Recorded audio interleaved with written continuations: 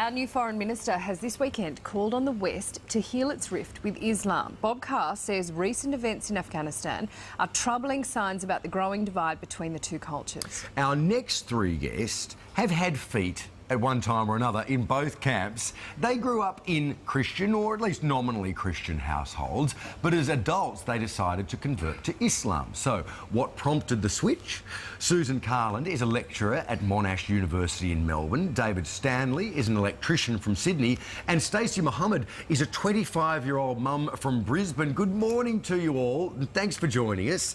Good morning. Susan, if I can start with you, what prompted your decision to convert to Islam? I think I was a teenager when I became Muslim, and I think it was when I was a teenager I started just to have big questions about life, the universe and everything, and I started to explore lots of different answers to those questions, and much to my surprise Islam seemed to be the one that continually came back to me with the answers that made the most sense to me. So eventually, yeah, when I was 19 I decided to convert. You say you were nominally Christian beforehand. Was your faith always a strong part of your life?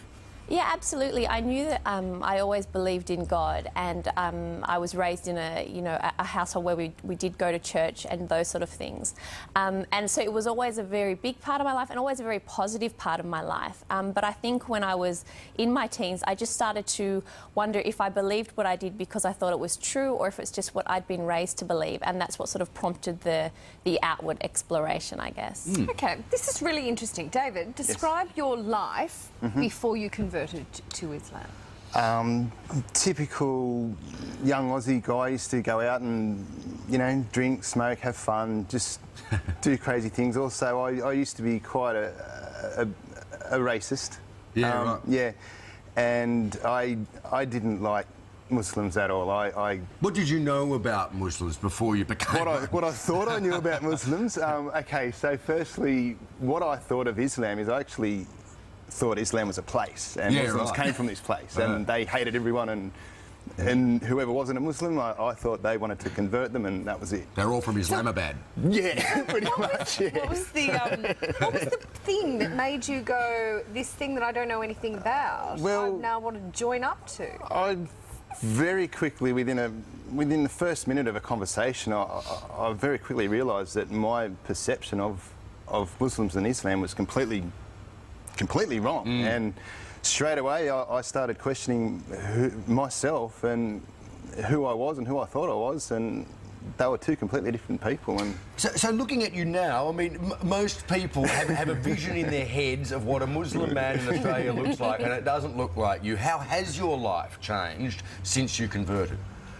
More on a personal level, physically, like looking after myself a bit better, not drinking, not smoking, which I really wanted to fix up quite some time prior to that, but I just needed that initial kick.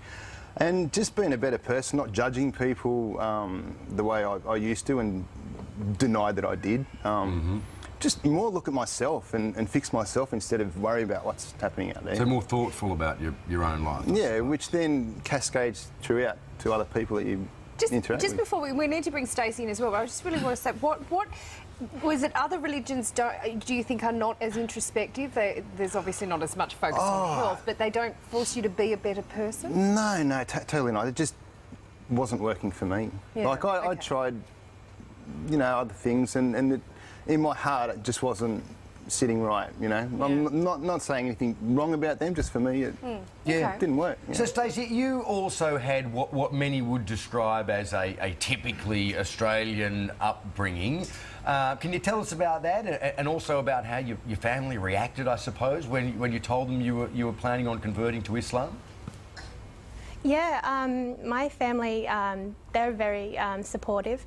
I grew up in a very small country town in northern New South Wales. I had a great upbringing. I had a loving family. I'd say I was probably agnostic. So I didn't really tell them about my journey because it was really inner journey rather than, telling everyone about what I was thinking about doing. And I started about 2008, so when I told them in 2010, they already had sensed that there was some changes within, so They handled it really good. And I would say that we're probably closer now that I'm a Muslim Yeah. than That's before. Very interesting. Stacey, when you hear about a terrorist attack that is carried out in the name of Allah, what does that, how does that resonate with you, and how far removed is that sort of behaviour from your actual religion?